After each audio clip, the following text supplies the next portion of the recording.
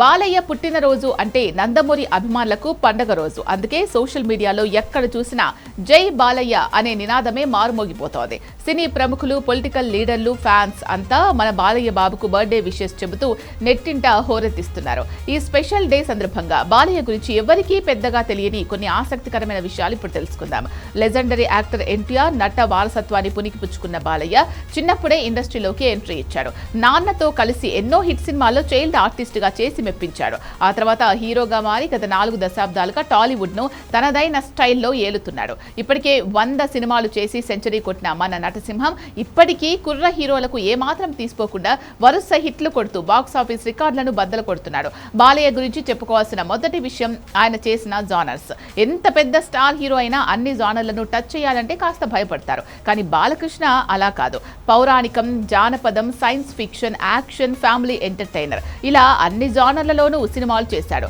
ఇన్ని రకాల పాత్రలు చేసిన ఆయనకు ఇంకా చెంగీజ్ ఖాన్, గోన గన్నారెడ్డి లాంటి చారిత్రక పవర్ఫుల్ పాత్రలో నటించాలి అనే కోరిక బలంగా ఉందట.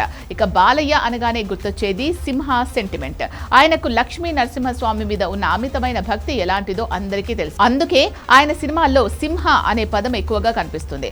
ఆ పేరుతో వచ్చిన సినిమాలన్నీ దాదాపు బ్లాక్ బస్టర్ హిట్స్ అయ్యాయి. ఇంకో ఇంట్రెస్టింగ్ విషయం ఏంటి అంటే బాలయ్య తన కెరియర్లో ఏకంగా 17 సినిమాల్లో డ్యూయల్ రోల్స్ చేసి రికార్డు సృష్టించాడు. తండ్రి ఎన్టీఆర్ తో కలిసి 10కి పైగా సినిమాల్లో స్క్రీన్ షేర్ చేసుకున్నారు. అలాగే ఇన్ని దశాబ్దాల సుదీర్ఘ కెరియర్లో బాలకృష్ణ ఒక్క రీమేక్ సినిమాలో కూడా నటించకపోవడం విశేషం. బాలయ్య క్రమశిక్షణ గురించి ఇండస్ట్రీలో అందరూ ఎంతో గొప్పగా చెప్తూ ఉంటారు.